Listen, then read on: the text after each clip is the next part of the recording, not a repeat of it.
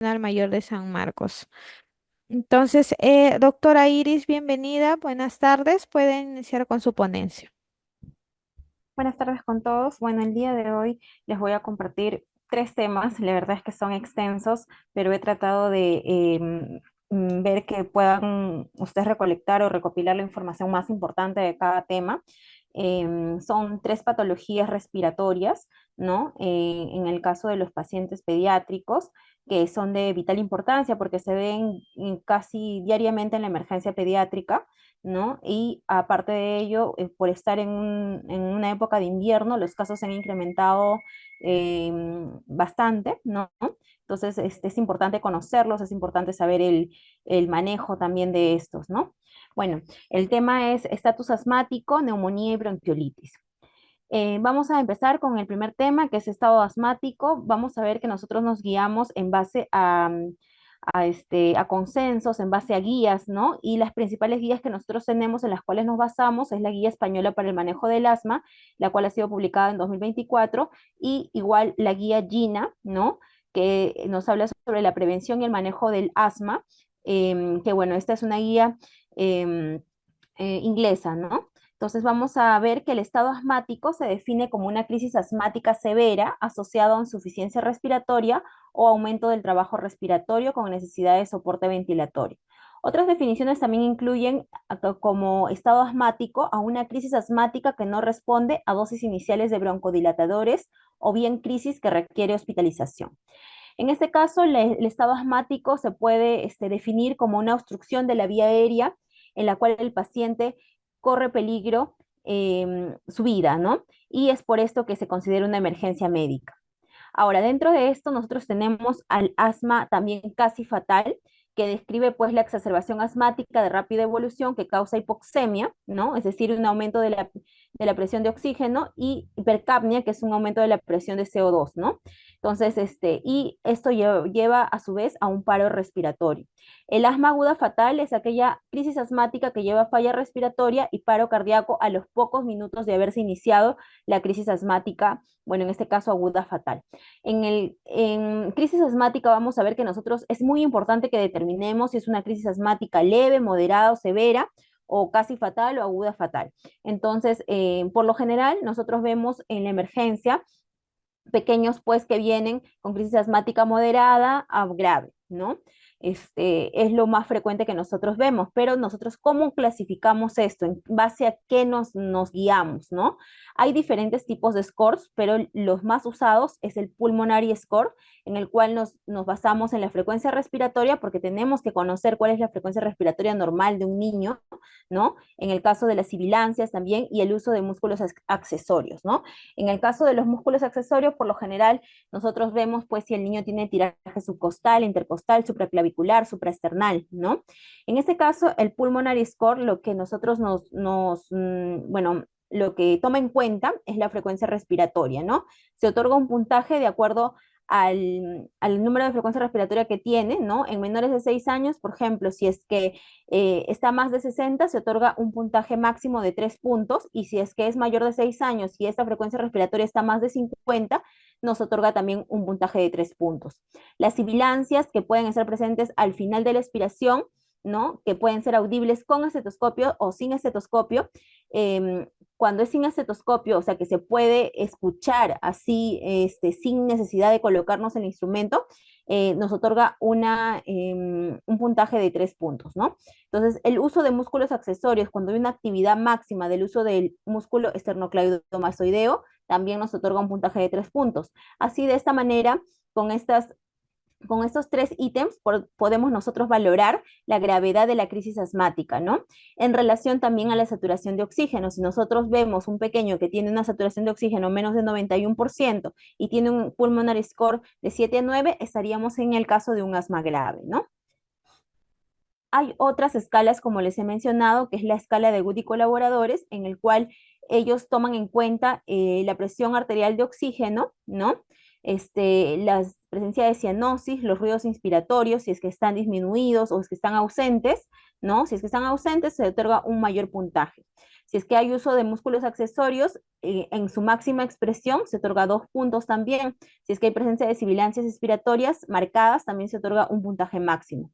Si es que pues no vemos al paciente con tendencia al sueño o que está demasiado agitado, también se da un determinado puntaje, ¿no? Y de acuerdo a esto, vemos que el puntaje mayor o igual a 5 indica falla respiratoria inminente y un puntaje mayor o igual a 7 indica una falla respiratoria establecida. Ahora, importante saber cuáles son los factores de riesgo para que un paciente desarrolle crisis asmática grave. Primero es que haya antecedente que ya el paciente haya tenido esas crisis graves o con rápido empeoramiento, ¿no? Que de repente, pues el primer día o incluso a las horas haya un rápido empeoramiento que requiera, pues, que el paciente pase a unidad de cuidados intensivos pediátricos. También otro factor de riesgo es que haya 2 o más hospitalizaciones o 3 o más visitas a urgencias en el año previo, múltiples visitas a urgencias en el mes previo, uso reciente o concomitante de corticoides sistémicos, es decir, de que haya usado prednisolona, de que haya usado prednisona recientemente. No tratamiento actual con corticoides inhalados, recordemos, y es muy importante esto, porque el tratamiento preventivo de una crisis asmática son los corticoides inhalados, sea fluticasona, beclometasona, budesonida, cualquiera de estos. Es importante que el paciente, si es que ya tiene ya antecedente de crisis recurrentes, es importante que esté medicado para tratar de prevenir una crisis. Entonces, también que haya un inadecuado seguimiento o un incumplimiento del tratamiento preventivo que se le ha brindado, que haya una sobreutilización de salbutamol en el último mes, ¿no? Algunas guías incluso mencionan si un paciente ha terminado un frasco de salbutamol, ¿no? Es decir, un inhalador entero durante un mes, es un paciente que es mal controlado. A que haya presencia también de alergia alimentaria o dificultad para el acceso a urgencias, ¿no? O problemas psicosociales también es un factor de riesgo para que haya una crisis asmática grave. Ahora, importante distinguir que hay crisis de instalación lenta y crisis de instalación rápida. La crisis de instalación lenta es que el paciente pues está con presencia de sibilantes, está con presencia de obstrucción de broncoespasmo días a semanas, ¿no? Y esto más que todo es por causa infecciosa, la resolución es lenta y la mayoría de crisis se presentan de esta manera, ¿no? De instalación lenta. Las crisis de instalación rápida son que evolucionan de 2 a 3 horas y es porque ha habido exposición ante un alérgeno y es de inicio abrupto y por lo general resuelve rápidamente cuando se le nebuliza o se usa los beta-2 agonistas, ¿no? Que después vamos a hablar de ellos. Ahora, importante, nosotros tenemos que siempre evaluar nuestro triángulo de evaluación pediátrica. Dentro de nuestro triángulo de evaluación pediátrica, lo que tenemos es el aspecto del paciente, ¿no? Cómo luce el paciente, el esfuerzo respiratorio que está haciendo, si es que hay aleteo nasal, cuál es la posición que el paciente usa para respirar, si es que tiene ruidos respiratorios anormales. Nosotros sin tocar al paciente podemos ver todo, ¿no? Y podemos escuchar también. Si un paciente tiene quejido, es un paciente que probablemente ya está haciendo dificultad respiratoria marcada. Tenemos que ver también la palidez, si es que tiene cianosis, si es que tiene piel moteada, ¿no? Esto nos puede ayudar a nosotros ver cuál es el estado hemodinámico también de nuestro paciente. ¿Cuáles son los signos de gravedad en crisis asmática? Incapacidad para decir frases cortas. El paciente cuando ya es más grande, pues si puede hablar, no te va a poder decir ni siquiera una oración porque se cansa al momento de hablar. La intolerancia al decúbito, es decir, no se puede poner, tiene que usar almohadas para poder dormir. Un tórax silente, es un tórax que cuando uno ausculta ya no hay presencia de sibilantes porque el flujo por donde pasa el aire está totalmente obstruido. Entonces, la alteración también del estado de conciencia es un signo de gravedad. Cianosis central, que haya presencia de pulso paradójico. ¿Qué es el pulso paradójico? Es cuando hay caída de la presión arterial sistólica en mayor de 10 milímetros de mercurio durante la inspiración. La presencia de enfisema subcutáneo, es decir, que haya aire en el tejido celular subcutáneo. Esos son signos de gravedad, ¿no? Que tenemos que tener en cuenta. Ahora, importante en la fisiopatología. La fisiopatología, pues, del asma, en general, es un estado inflamatorio, ¿no? De la vía aérea inferior. Se produce también una obstrucción bronquial y se genera secreción bronquial en abundancia, ¿no? Entonces, esto es causado por los mastocitos, eosinófilos, los linfocitos T y las células epiteliales del epitelio bronquial. También actúa bastante el sistema nervioso autónomo, regulando el tono muscular y los receptores muscarínicos M2 y M3, ¿no? Que vamos a ver que esto lo que va a generar, pues, es que haya un espasmo muscular bronquial y un aumento de la secreción de los receptores de acetilcolina. También juegan un papel importante los receptores beta-adrenérgicos, ubicados en la musculatura lisa bronquial, las glándulas submucosas, los vasos bronquiales, las células inflamatorias, que son estimulados por catecolaminas circulantes, generan una relajación de la musculatura bronquial. Importante también saber que hay un asma TH2 o un asma T2 y un asma no T2, ¿no? El asma no T2 es un asma no eosinofílica, es decir, que no está regulada por la presencia de estas células. Sin embargo, el asma T2 es el asma alérgica. Nosotros vamos a ver que hay distintos fenotipos del asma. ¿Qué quiere decir esto? Que hay distinto caracterización del asma. No hay un solo tipo de asma, que ya es lo que se ha venido investigando durante el transcurso de los años. Entonces vamos a ver que las células TH2 y los mastocitos eosinófilos son los que más van a formar un infiltrado inflamatorio extenso en el epitelio y en el músculo liso de las vías respiratorias, que va a llevar eso a la remodelación de la vía respiratoria. ¿Qué quiere decir la remodelación? Que se va a formar un tejido fibroso, ¿no? Va a haber un cambio del epitelio. Y esto a la larga va a generar una pérdida progresiva de la función pulmonar. Entonces acá justamente vemos los fenotipos diferentes de asma, ¿ya? En el caso del paciente pediátrico, ¿ya? En el caso del paciente pediátrico tenemos tres fenotipos que ya se han estudiado. Uno es la presencia de sibilancias precoces transitorias que aparecen en menores de 1 año, por lo general ceden a los 3 años y no está asociado a pacientes atópicos. Es más frecuente en varones y se asocia con el consumo del tabaco en la gestación, prematuridad, que hermanos mayores tengan asma, hay un factor de riesgo más importante, que el paciente asista a guarderías y también lo que se ha hallado es que cuando se presenta este fenotipo, la función pulmonar es disminuida al momento del nacimiento, ¿no? Tiene menor función pulmonar en relación a los otros niños. Ahora, el fenotipo de sibilancia persistente aparece en menores de 1 año y por lo general ceden a los 6 años. Sin embargo, en algunos pacientes se ha visto que desaparece en la adolescencia. También no está relacionado a pacientes atópicos y se presenta de igual manera en varones que en mujeres, ¿no? Y la función pulmonar es normal al nacer, no hay ninguna variación en la función pulmonar. Ahora, el otro fenotipo son las sibilancias de inicio tardío. Las sibilancias de inicio tardío sí se relacionan con los pacientes que son atópicos, aparecen en mayores de 1 año, tiene que haber, como le menciono, antecedente de atopía, es más frecuente en varones y suele persistir de adolescentes, ¿no? Ya también se han descubierto otro tipo de fenotipos en el paciente adulto que no lo vamos a manejar acá, pero sí es necesario que ustedes sepan eso, ¿no? Porque muchas veces nosotros decimos, pero no, en ningún momento de la vida ha tenido asma y justo cuando tiene 60 años aparece un episodio de sibilancia, ¿no? Ya, eso se puede ver y eso ya se está estudiando, ¿no? ¿Por qué aparece esto, no? Ahora, en el caso del paciente pediátrico, nosotros tenemos que ver cuál es el índice predictivo del asma. Ustedes van a escuchar bastante que nosotros hablamos del IPA. El paciente tiene IPA positivo. ¿Qué es eso? Que tiene un índice predictivo de asma positivo. ¿Y por qué nosotros decimos eso? Porque un niño con condición previa de que es lactante, con 3 o más episodios al año de sibilancia en los primeros 3 años de vida, puede tener mayor predisposición a tener asma, ¿ya? Entonces, ¿qué criterios tiene que cumplir? Tiene que cumplir un criterio mayor o dos criterios menores. Dentro del criterio mayor es que los papitos, alguno de ellos sean asmáticos o que se haya diagnosticado en el pequeño entre los 2 a 3 años presencia de dermatitis atópica. Y los criterios menores son que tenga rinitis alérgica diagnosticado por un médico a los 2 a 3 años de vida, que tenga sibilancias no asociado a resfríos y que haya presencia de eosinofilia en sangre periférica mayor o igual a 4%, ¿no? Estos son criterios menores. Ahora, importante nosotros para el diagnóstico. Para el diagnóstico nosotros, bueno, les he presentado este algoritmo en el cual nosotros podemos ver cómo es que podemos manejar al paciente, ¿ya? Sin embargo, para hacer acotación en el diagnóstico, básicamente el diagnóstico es clínico. Nosotros pedimos una radiografía, por lo general, si es que tenemos duda diagnóstica, si es que el paciente está complicado con algún tipo de neumonía o lo que es más frecuente, una telectasia, que cuando se colapsa totalmente, pues, o se llena de moco totalmente el bronquio, ¿no? Puede pasar esto, puede pasar esta complicación que es la telectasia, ¿ya?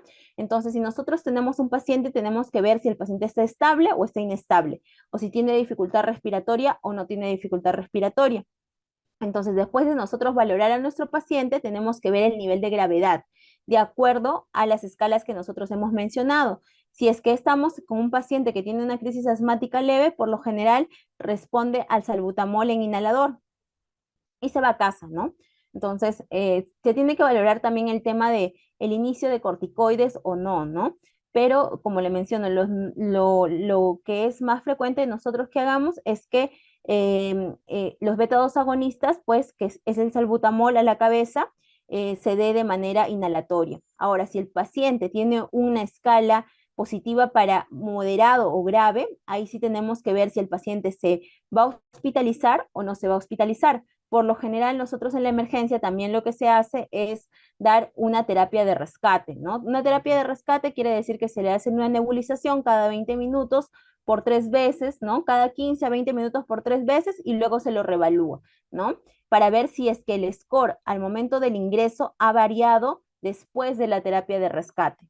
Si es que el score que cuando ingresó el paciente estaba en moderado pasa a ser leve, el paciente puede ir de alta, pero si no, o empeora, ¿no? Si pasa a ser grave, el paciente se hospitalizaría, ¿no? Entonces, también nosotros lo que tenemos que ver es muchas veces el requerimiento que tiene el paciente de oxígeno, ¿no? Entonces, acá vamos a pasar a hablar un poco de cómo es el tratamiento, ¿no? Nosotros a la cabeza, el tratamiento de la piedra angular del tratamiento, en realidad, de la crisis asmática son los broncodilatadores, y uno de estos son los beta-2 agonistas, ¿no? A la cabeza el salbutamol, como les había dicho, que relaja el músculo liso bronquial, pero también tenemos otros beta-2 agonistas como el albuterol, la terbutalina, que por lo general nosotros no lo tenemos acá en Perú. Recordar que la acción del salbutamol dura más o menos 6 horas, ¿ya? Pero el inicio del efecto es entre 5 a 15 minutos. Por eso es que normalmente nosotros decimos que después de la última nebulización, esperemos a que el paciente, pues, después de la nebulización, más o menos 15 a 20 minutos para ver el efecto final de la nebulización con salbutamol. Ahora, importante, la dosis que se manejan para nebulizaciones es 0.15 miligramos por kilo. Acá les he mostrado, les estoy mostrando un ejemplo. La dosis mínima que nosotros usamos son 5 gotas y la dosis máxima que nosotros usamos son 20 gotas. El frasco de salbutamol viene de 5 miligramos en un mililitro. Por ejemplo, si nosotros tenemos un peso de un pequeño que tiene 10 kilos, ¿cuál sería la cantidad de gotas que le tendríamos que dar? Primero sacamos en miligramos cuánto le corresponde. 0.15 por 10, esto viene a ser 1.5 miligramos. Y como sabemos que el frasco viene de 5 miligramos en un mililitro, recuerden, son 20 gotas. Entonces, 5 miligramos equivale a 20 gotas. Entonces, 1.5 miligramos, ¿a cuántas gotas equivaldrá? Y esto sale 6 gotas. Entonces, nuestra indicación sería que se le nebulice al paciente con 6 gotas de salbutamol. Esto siempre se diluye con suero fisiológico, ¿no? En este caso podría ser suero fisiológico al 0.9%, 5 cc, ¿no? Y esta es nuestra indicación, ¿no? Nebulizar 6 gotas con salbutamol más 5 cc suero fisiológico si yo quiero hacer una terapia de rescate, ¿no? Lo hago cada 20 minutos por 3 veces, ¿no? Y esto pues sería nuestra indicación. Ya por lo general después cuando el paciente está hospitalizado, lo dejamos cada 2 horas, cada 3 horas, cada 4 horas, depende de cómo nosotros veamos a nuestro paciente. Ahora, el inhalador viene el frasco de salbutamol, un spray o un puff equivale a 100 microgramos y la cantidad de sprays que nosotros les vamos a indicar a nuestro paciente es de acuerdo a la gravedad de este, ¿ya?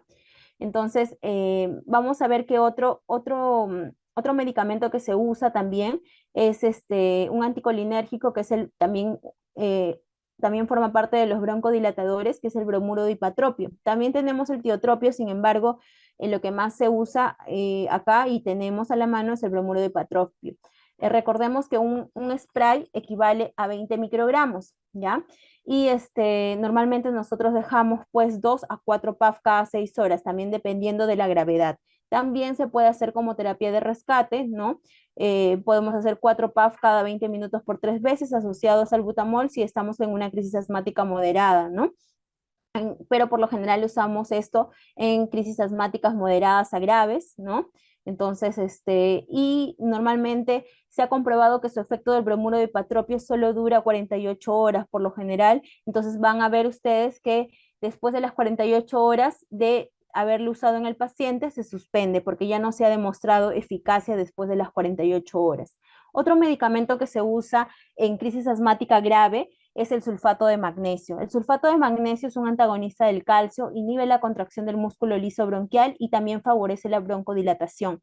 Vamos a ver que disminuye el tono parasimpático, dificultando la liberación de la acetilcolina, y la dosis es de 25 a 50 miligramos kilodosis. Por ejemplo, si es que nuestro paciente pesa 10 kilos, el sulfato de magnesio al 20% sería 10 por 50, ¿no? Nuestra indicación sería 500 miligramos. Esto siempre va diluido con cloruro de sodio. Más o menos nosotros lo que hacemos es, pues, la dosis máxima que podemos dar son 2 gramos, y 2 gramos se diluye en 100 cc.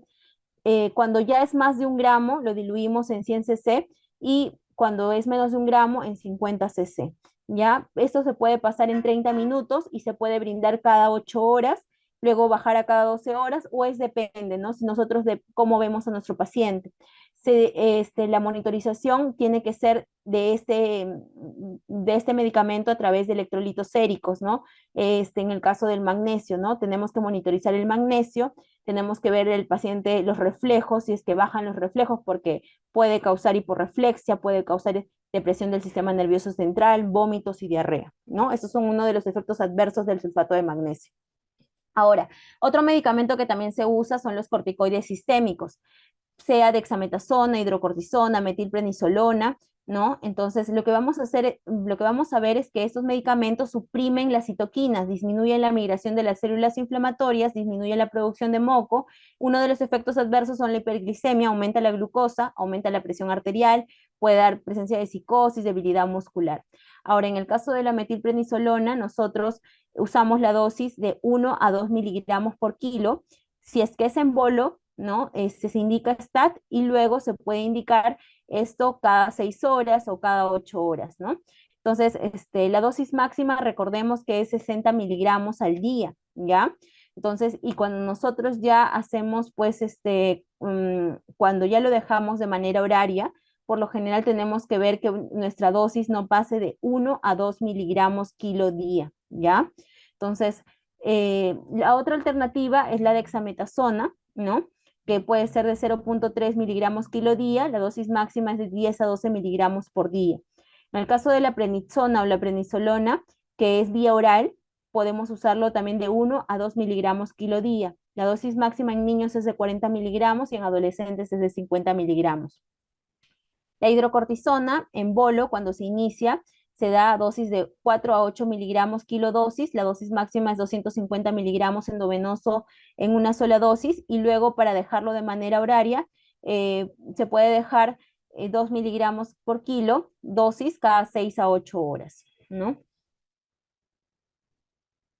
Bueno, este esquema es para ver qué cantidad, pues, más que todo, cómo es que se maneja una crisis grave, ¿no? Una crisis grave, cuando el oxígeno está saturando, cuando la saturación de oxígeno de nuestro paciente está más del 94%, podemos usar, como les he mencionado, la terapia de rescate, ¿no? Nebulizaciones con salbutamol, la presencia de bromuro de hipatropio también en pulsaciones, y usamos también la prednisona o algún corticoide sistémico, ¿no? Y vemos, pues, si es que pues nuestro paciente amerita, si usamos esto en un paciente que de repente nosotros estamos en una posta, ¿no? Tratamos de estabilizar al paciente y lo referimos rápidamente a un hospital de mayor nivel.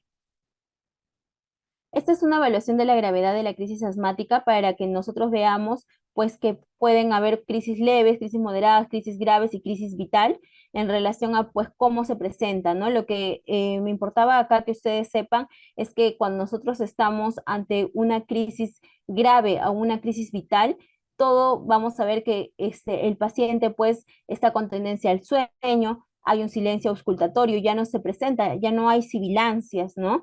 El paciente, en vez de estar compensando con la frecuencia cardíaca elevada, lo que hace es tener tendencia a la bradicardia, ¿ya?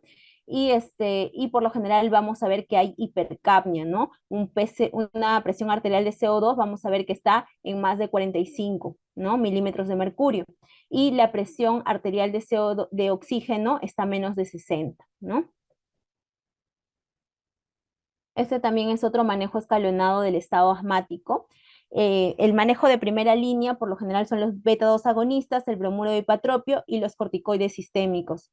Si es que es un paciente no respondedor a esto, se puede usar el sulfato de magnesio a la dosis que ya les he mencionado, 50 miligramos kilo en bolo, ¿no? Y esto se pasa en 30 minutos. Ahora, cuando ya estamos en una unidad de cuidados críticos, ¿no? A veces algunas guías mencionan a las metilsantinas como la aminofilina, sin embargo, no se ha comprobado totalmente su eficacia, no disminuye la estancia hospitalaria en la UCI, ni tampoco el Heliox tampoco es muy poco usado. La verdad es que hay muy pocos estudios en los cuales se ha visto la eficacia de esto. Ahora, con nosotros el paciente, si es que está en ventilación mecánica y está sedado, la ketamina como sedante nos ayuda también a disminuir la cantidad de secreciones, ¿no?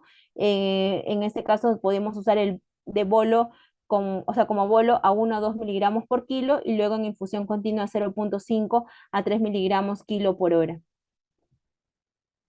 Bueno, estos medicamentos que les estoy mencionando acá es el tratamiento preventivo, que puede ser la beclometasona, la budesonide, la fluticasona, y les estoy dejando acá también las dosis en las cuales nosotros normalmente usamos de acuerdo a la respuesta del paciente.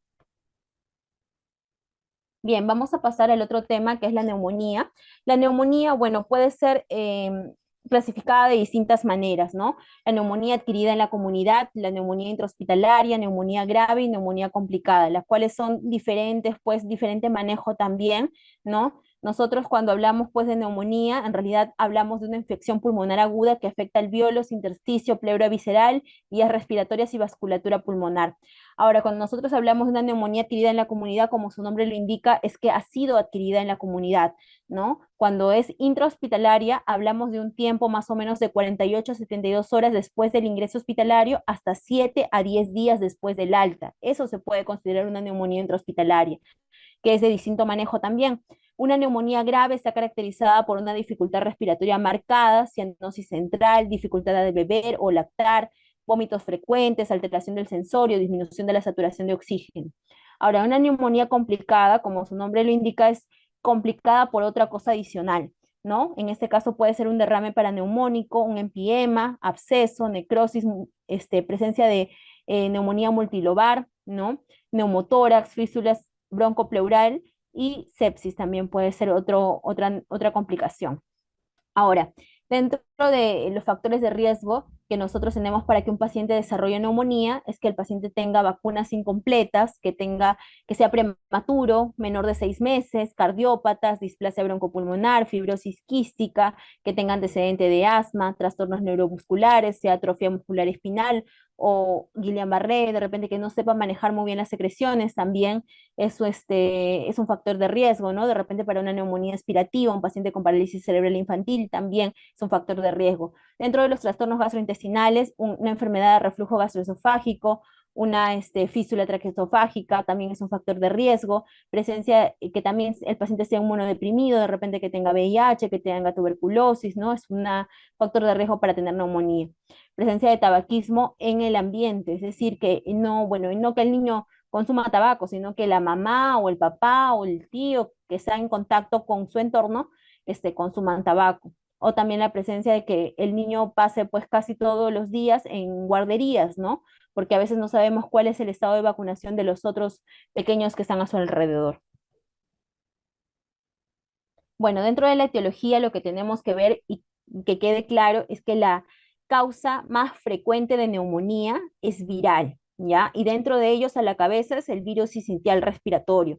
La segunda causa de neumonía es bacteriana, que dentro de la neumonía bacteriana puede haber neumonía típica o neumonía típica. Dentro de la neumonía típica a la cabeza, Streptococcus pneumoniae. Y en la neumonía atípica puede haber micoplasma o clamidia pneumoniae. ¿Ya? Esas son la etiología más frecuente, ¿ya? Ahora, de acuerdo al grupo etario, en menores de 3 meses lo que se presenta más es la clamidia trachomatis. Y esto es causante de una neumonía típica, que por lo general se ve conjuntivitis en el paciente y también se ve pues algunos signos de neumonía típica que se van a mencionar después. Menores de 5 años que tienen alto riesgo de empiema, ¿Por qué se sucede esto? Es porque está asociado a algunas bacterias específicas como Streptococcus pyogenes y Staphylococcus aureus. Ahora, en mayores de 5 años hay mayor probabilidad de que tengan bacterias atípicas que típicas, ¿ya? Entonces, eso hay que tener en consideración. Ahora, la neumonía típica, la neumonía atípica y la neumonía viral se caracterizan porque tienen presentaciones diferentes. La neumonía típica, por lo general, el inicio es brusco, hay fiebre alta, ¿no? De 39, 39,5, ¿no? Hay una tos productiva, hay presencia de crépitos localizados, hay el murmullo vesicular está disminuido, presencia de soplo tubárico y a la cabeza está Streptococcus pneumoniae. En el caso de la neumonía atípica, también el inicio es brusco, pero no hay en fiebre tan alta, las justas llegan a 38, hay una tos no productiva, presencia de sucrepitantes, de sibilantes y puede haber clínica extrapulmonar también. Y a la cabeza está Mycoplasma pneumoniae. Ahora, dentro de una neumonía viral, el inicio es insidioso, la fiebre es baja, hay presencias también pueden haber de sucrépitos, pero también de sibilantes difusos y por lo general es esto bilateral. Y a la cabeza está virus sincitial respiratorio. Dentro de la radiografía, lo que nosotros vamos a ver en la neumonía típica es la presencia de un consolidado, ¿no? De un afectación alveolar. En el caso de la neumonía típica y de la neumonía viral, vamos a ver la presencia de un patrón intersticial que después vamos a acá visualizarlo en las imágenes. Ahora, lo que también les quería comentar es que cómo es que sucede todo eso, ¿no? ¿Cuál es la fisiopatología de la neumonía? Cuando nosotros hablamos, por ejemplo, de la bacteria de Streptococcus pneumoniae, lo que vemos es que pasa al espacio alveolar, luego hay una multiplicación no controlada de patógenos, ¿no? Y lo que vamos a ver es que se va a generar, pues, la presencia de citoquinas, ¿no? Por los macrófagos alveolares. Va a haber una introducción, pues, de esas citoquinas al torrente circulatorio, ¿no? Y bueno, de esta manera pues se va a generar pues una respuesta inflamatoria marcada, ¿no? A nivel circulatorio y a nivel alveolar. En este caso vemos una imagen en la neumonía, bueno, de la primera imagen de la figura 1, una neumonía del lóbulo superior derecho en un niño de 5 años con resolución en el control radiográfico a los 10 días, ¿no? En en la imagen B de la figura 1. Ahora, en la figura 3 vemos una complicación que es un derrame paraneumónico izquierdo en este caso, ¿no? Y se ve pues la ecografía. Ahora, lo que quería hablarles aquí es que se está empleando bastante lo que es el tema de la ecografía pulmonar para poder nosotros hacer diagnóstico y muchas veces se ve que, bueno, tiene menos cantidad, pues en realidad no tiene nada, nada de radiación y es mucho, también se está viendo que es fidedigna, ¿no? Que es también, ayuda bastante al tema de nosotros poder ver más que todo, cuando hay derrames, ¿no? En este caso, pero también recordemos que la ecografía es operador dependiente, ¿no? Entonces, es una ayuda diagnóstica, ¿no? Ahora, este cuadro les estoy mostrando para que tengan en consideración de que hay una escala clínico-radiológica de predicción diagnóstica de neumonía bacteriana, según estos ítems, ¿no? Si es que hay fiebre alta, si es que la edad, también la presencia del hemograma, si es que tiene neutrófilos totales, en qué cantidad, ¿no? Y la presencia también de infiltrados, ¿no? Si es un infiltrado global, ¿no? Si la localización de un solo lóbulo, si es que hay líquido en el espacio pleural, ¿no? La presencia de atelectasia o la presencia de no atelectasia, ¿no? Para nosotros ver si es que es o no bacteriano. Se puede ayudar con eso. Ahora, dentro de los criterios de hospitalización que nosotros tenemos para los pacientes que tienen neumonía, tenemos que ver pues que si nuestro paciente satura menos de 92, nosotros estamos de 0 a 2.500 metros sobre el nivel del mar y consideramos una desaturación cuando está menos de 92%. Sin embargo, en los lugares que son más de 2.500 metros sobre el nivel del mar se considera una desaturación cuando la saturación de oxígeno es menos de 85%. En este caso, menores de 6 meses que tengan dificultad respiratoria, intolerancia oral, que se vean en mal estado general, que no haya respuesta al tratamiento ambulatorio, ¿no? Que hayan comorbilidades, que hayan complicaciones o factor social, son criterios de hospitalización. Ahora, los que no tienen criterios de hospitalización también pueden ser el manejo ambulatorio, pero con la consideración de este acrónimo que tenemos que mencionarle a la mamá. ¿Cuál es el acrónimo que tenemos que usar? El acrónimo FALTAN. Tenemos que decirle a la mamá si es que el manejo va a ser ambulatorio, si es que nuestro paciente no está desaturando, luce bien, tolera los líquidos, tolera los sólidos, ¿no?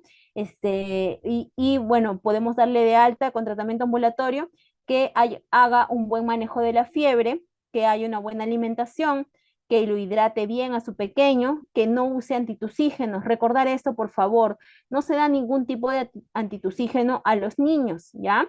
La tos es un mecanismo de defensa que solo va a desaparecer. Dentro de los signos de alarma se le tiene que explicar a la mamá si en caso pues ella nota que el paciente respira rápido, hunde su pecho, ¿no? Entonces, o es que si es que tiene saturómetro en casa, la saturación llega a caer a menos de 92%, tiene que traerlo. Ahora, también el manejo de secreciones es importante en los pequeños porque ellos no saben respirar por la boca, son respiradores nasales. Si uno le ocluye la nariz con secreciones, el niño va a tener dificultad respiratoria. Entonces es importante el manejo de secreciones a nivel de la naricita. Entonces, nosotros vemos que cuando damos tratamiento ambulatorio, podemos dar tratamiento con amoxicilina o amoxicilina y ácido clavulánico a dosis de 80 a 90 miligramos kilo día, ¿no? Y en el caso de que nosotros queramos hospitalizar a nuestro paciente, por lo general siempre recordar que iniciamos con tratamiento antibiótico por ejemplo, puede ser ampicilina o cloranfenicol, ¿no? En aquellos niños que no tengan antecedentes de haber sido hospitalizados, que sean vacunados, ¿no?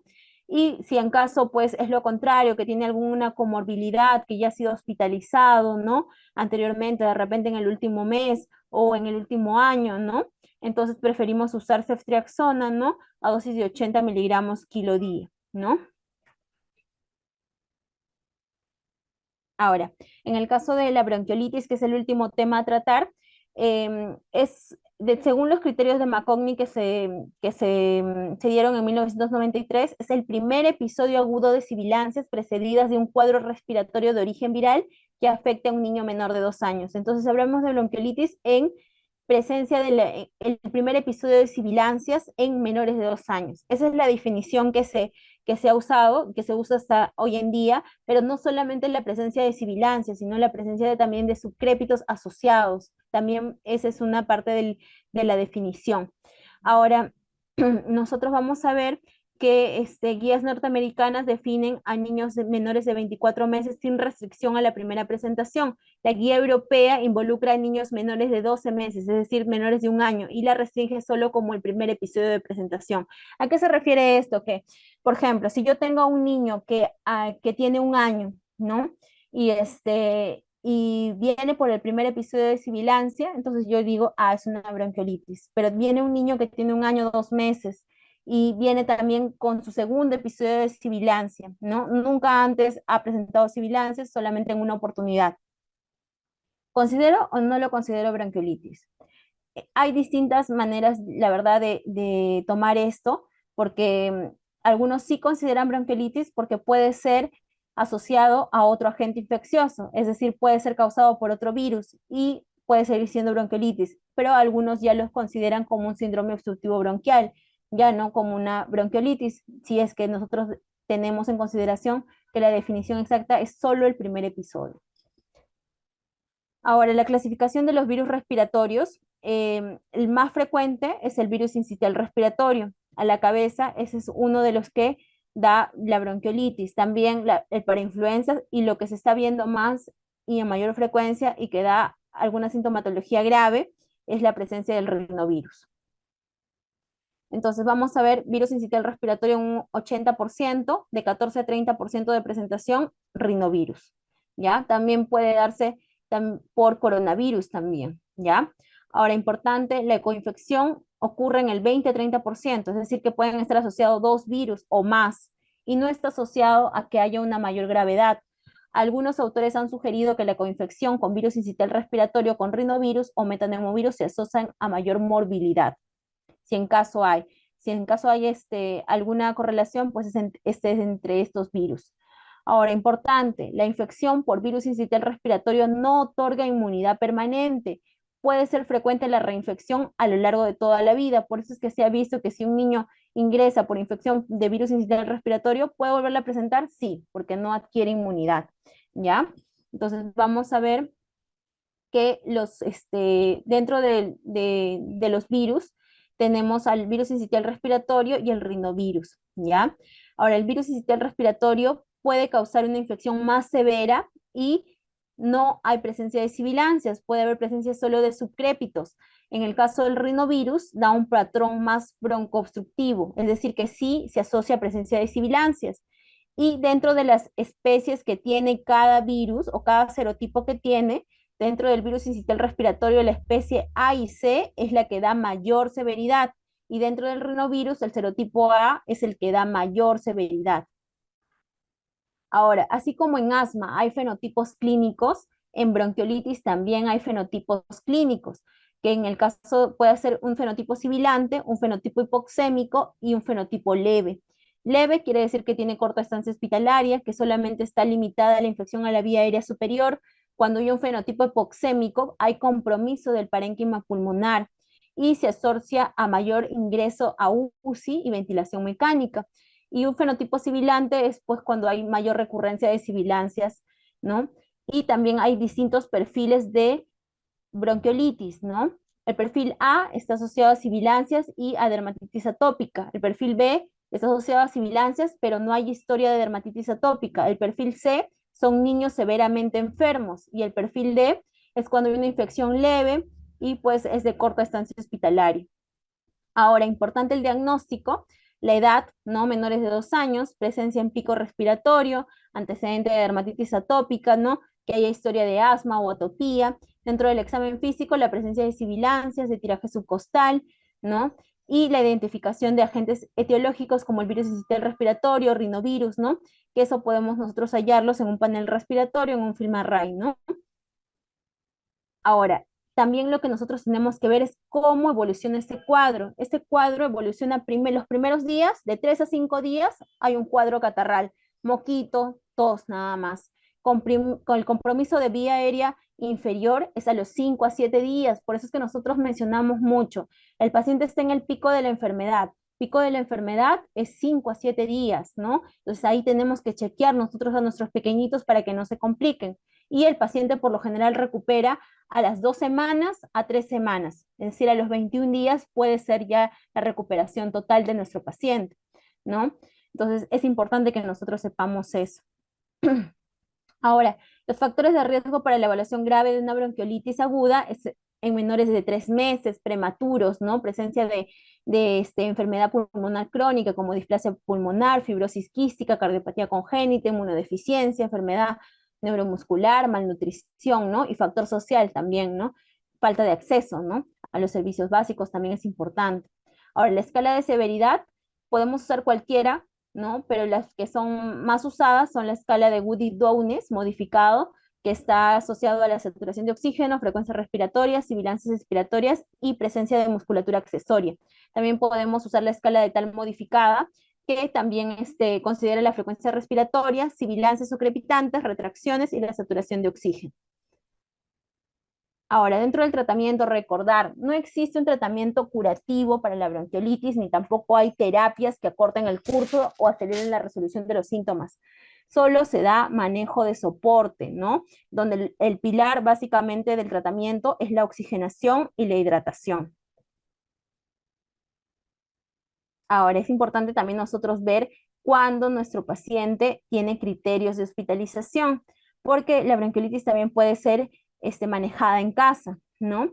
Cuando hay criterios de hospitalización es cuando un paciente está en mal estado general, la frecuencia respiratoria está muy elevada, ¿no? Hay necesidad de oxígeno, ¿no? Hay una desaturación, pues, menos del 92%, ¿no? Hay presencia de hipercapnia, ¿no? Si nosotros sacamos un AGA, el PCO2 está más de 50, presencia de apnea, de cianosis, ¿no? Presencia de deshidratación, ¿no? O que haya alguna complicación, ¿no? Como neumotórax, neumomediastino, o presencia de comorbilidades como cardiopatía, ¿no? Enfermedad neuromuscular o que haya riesgo social. Esos son criterios de hospitalización que nosotros tenemos que tener en cuenta. Ahora, dentro de las medidas generales, por lo general no usamos aspiración de secreciones de manera rutinaria, ¿no? Se aspira las secreciones cuando se requiere y cuando se requiere se hace de manera superficial, no se hace de manera profunda. Se aplica también medidas posturales. El tema de la alimentación por sonda nasogástrica o vía endovenosa, se ha hecho muchos estudios en relación a eso y se menciona que cuando no hay presencia de intolerancia oral, es decir, que el criterio de hospitalización básicamente no ha sido la intolerancia oral, se puede seguir dando por sonda nasogástrica, pues el tema de la alimentación, ¿no? ¿Por qué? Porque si es que nosotros le damos vía oral directo y el paciente está muy agitado, que es un bebé que de repente de 3 meses que está muy agitado, más de 70 respiraciones por minuto, se puede aspirar, ¿no? Entonces tenemos que valorar bien eso, ¿no? Colocación de sonda nasogástrica o vía endovenosa. También, bueno, en este caso podemos usar el acrónimo FALTAN para el manejo sintomático cuando se va a dar de alta al paciente. Dentro de la oxigenoterapia, bueno, acá vuelvo a mencionar, ¿no? La saturación de oxígeno menor a 92% de 0 a 2.500 metros sobre el nivel del mar o menor a 85% a más de 2.500 metros sobre el nivel del mar. Entonces vamos a ver que nosotros en el caso de los niños con bronquiolitis, lo que sucede es que hay un colapso de la vía aérea distal por un mecanismo valvular unidireccional de las secreciones y va a haber un colapso alveolar, ¿no? Entonces vamos a ver que se va a presentar pues toda la dificultad respiratoria, puede presentarse cianosis o quejido en el paciente. Ahora, es importante también nosotros ver si la nebulización se hace con cloruro de sodio o se hace con solución hipertónica. ¿Cuál se recomienda en realidad? Lo que se ha visto es que la solución hipertónica favorece la depuración mucociliar al romper los enlaces iónicos de moco, estimula la movilización ciliar, induce el esputo y tos en fibrosis quística. Ahora, al estimular las vías aéreas puede provocar un aumento de secreciones en menores de 6 meses y empeorar su condición. Por eso es que se menciona que no se recomienda su uso de solución hipertónica en nebulización, sobre todo en solución salina, o sea, no se recomienda la nebulización con solución hipertónica, solo con solución salina, ¿ya? Sin embargo, la solución hipertónica sí es usado en pacientes con fibrosis quística, ¿no? Por lo que hemos mencionado. Ahora, en la presencia de broncodilatadores no se recomienda su uso. Hay que evitar el uso de broncodilatadores. Sin embargo, se ha visto que algunos pacientes sí se pueden beneficiar de este tratamiento cuando se realiza una prueba terapéutica y el paciente responde bien a la prueba terapéutica. ¿Qué es la prueba terapéutica? Es realizar 2 puffs de salbutamol cada 10 minutos por 1 hora y se ve la evolución del paciente. Si es que está mejor a lo que estaba antes, se puede continuar con nebulizaciones con salbutamol de manera horaria, ¿no? Entonces, también se menciona de que los niños que serían beneficiados con salbutamol son aquellos que tienen alguna base hiperreactiva o que también pues tengan alguna forma de bronquiolitis grave. Los corticoides y la adrenalina tampoco se recomienda su uso. Los corticoides no se recomiendan en ninguna de sus formas de administración porque no ha habido diferencias en la tasa de ingresos o duración de estancia hospitalaria. En el caso de la adrenalina no se debe administrar de forma rutinaria, ¿no? Algunos estudios han mostrado de que hay una ligera disminución de la tasa de ingresos, pero no estudios en pacientes hospitalizados. Ahora, en el caso, ¿se le da o no se le da tratamiento antibiótico? Si nosotros estamos hablando de que bronquiolitis es causado por un virus, no se debería dar tratamiento antibiótico. Sin embargo, si es que hay alta sospecha de bacteriemia, es decir, infección a nivel de la sangre, o hay sospecha de otra infección asociada, de una infección bacteriana, este, o por ejemplo, nosotros vemos que nuestro paciente está hospitalizado y presenta fiebre luego de 3 a 5 días de estar internado, o aumenta los requerimientos de oxígeno o empeora su estado clínico, se podría usar el antibiótico si estamos sospechando de la presencia de una neumonía, ¿no? O de alguna infección intrahospitalaria bacteriana. Bueno, para también hablarles que sí existe un antiviral, ¿ya? Que es la ribavirina. Es un antiviral análogo no nucleócido con eficacia en la inhibición de la replicación del virus incisional respiratorio bajo condiciones in vitro. Sin embargo, en su utilización en modelos in vivo ha demostrado tener efectos controversiales, ¿no? Por lo cual hay varios efectos adversos de este medicamento. Y bueno, adicionalmente a esto, tiene un alto costo, ¿no? Por lo cual tampoco no se recomienda de uso rutinario. Importante, las bronquiolitis y las sibilancias recurrentes. La prevalencia de sibilancias a repetición posterior a un cuadro de bronquiolitis agudas por cualquier virus es más o menos del 75% los 2 primeros años y va disminuyendo conforme el niño aumenta la edad, ¿no? Llegando a un 25-43% a los 4 a 6 años. En 2 estudios de seguimientos a largo plazo de niños ingresados por bronquiolitis aguda han encontrado una prevalencia de asma más o menos a los 17 a 20 años del 41 a 43% y del 35% a los 25 a 30 años.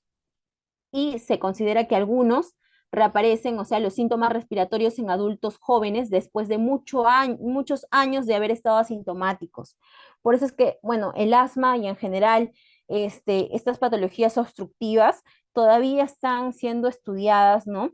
Y no se sabe del todo, o sea, no se sabe todo sobre la enfermedad, ¿no? Se está haciendo pues diversos estudios, ¿no? Como en este caso el estudio que acá se está presentando, ¿no? De que el paciente después de haber tenido un episodio de bronquiolitis puede desarrollar cuadros de sibilancia, sí, pero no se sabe si después de un año, si después de 2 años o después de haber estado sin ningún tipo de síntoma bastante tiempo pueda volver a presentar sibilancias.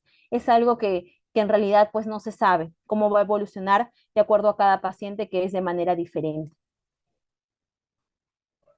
Entonces, dentro de las medidas de autocuidado para los virus respiratorios, tenemos que tener en cuenta, bueno, en realidad si es que el niño ya es un poco más grandecito y puede entender no más de 3 años, ¿no? Tratar de comunicarle, ¿no? Y de decirle, pues, que al momento de que tose o estornuda, se tiene que cubrir la boca y la nariz, ¿no? Tiene que haber un lavado frecuente de manos, así como disminuir la propagación, pues, de los virus, y hay que limpiar las superficies también, ¿no? Y hay que desinfectar. Y también hago la acotación de que no se tiene que usar la automedicación, ¿no? No se tiene que usar la automedicación porque lo que nosotros vamos a ver es que pues cuando los niños vienen ya medicados, a veces hacen, pues ellos, los papás generan resistencia, ¿no? Resistencia a los tratamientos que nosotros queremos instaurar, ¿no? Entonces es importante primero llevarlo al médico para que lo pueda evaluar y determinar cuál es la patología exacta que está teniendo el paciente, ¿no? Bien, eso sería todo. No sé si tienen alguna consulta, por favor.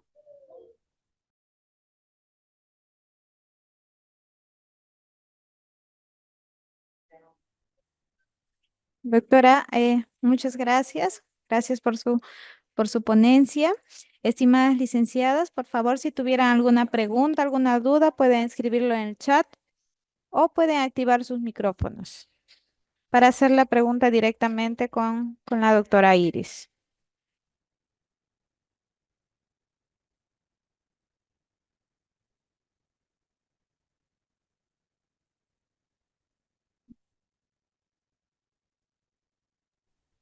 Sí, Eh, se puede nebulizar sí, estoy visualizando la pregunta.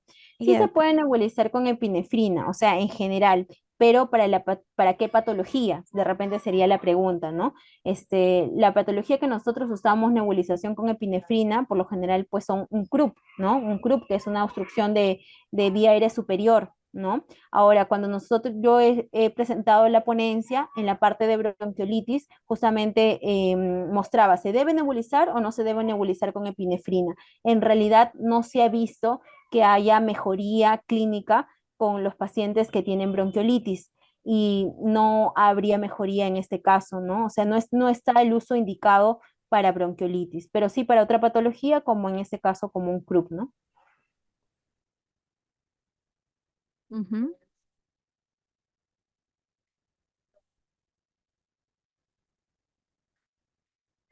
Si tienen alguna otra pregunta, estimadas licenciadas.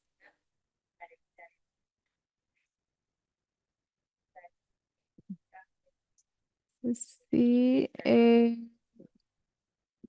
dice la licenciada Sofía, doctora, ¿se puede nebulizar con sulfato de magnesio? No, nosotros usamos el sulfato de magnesio de vía endovenosa, ¿no? Y lo usamos para crisis asmáticas graves, ¿no? Pero no usamos el sulfato de magnesio nebulizado, ¿no? Ujú. Mm, sí. em, sí, dice la licenciada Araceli, dice, buenas tardes, ¿hay alguna dieta específica que deben seguir los pacientes asmáticos? Bueno, en realidad han habido varios estudios en relación a eso y si el paciente es alérgico o tiene algún tipo de alergia alimentaria, ¿no? Sí se debe restringir, pero después en realidad no se ha visto que haya ninguna dieta específica que deba seguir un paciente asmático. Sin embargo, algunos, si es que, por ejemplo, hacen mayor hiperreactividad, hacia el chocolate, hacia los cítricos, ¿no? Hacia la leche. En realidad no hay nada que diga que se debe restringir al 100%, pero si la mamá nota que estos alimentos generan mayor tos, ¿no? O generan obstrucción, sí se deben suspender.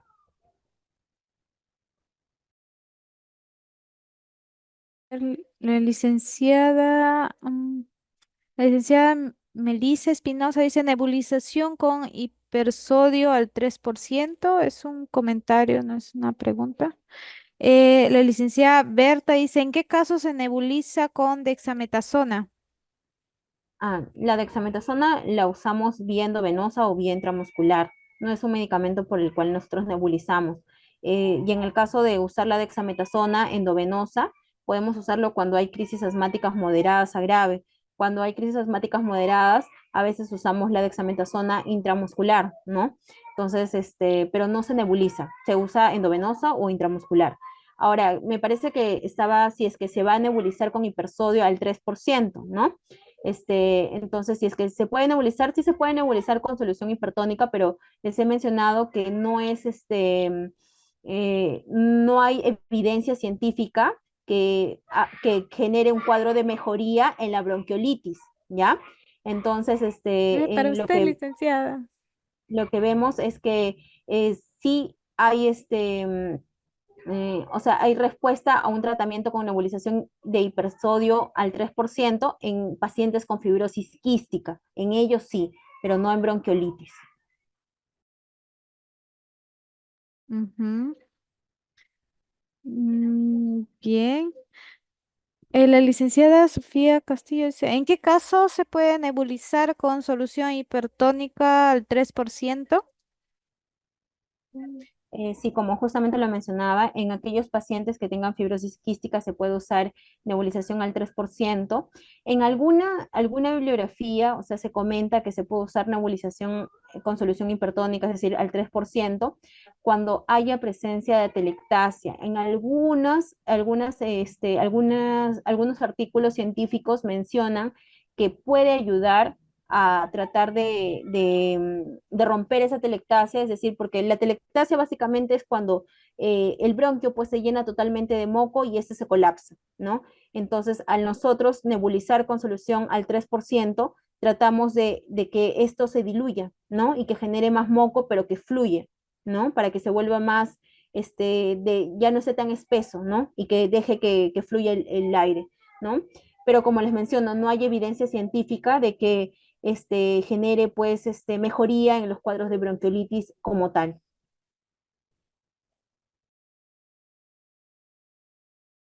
Bien, am,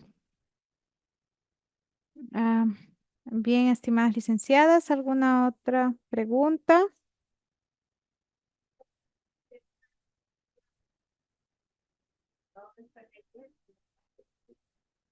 Mm, ya,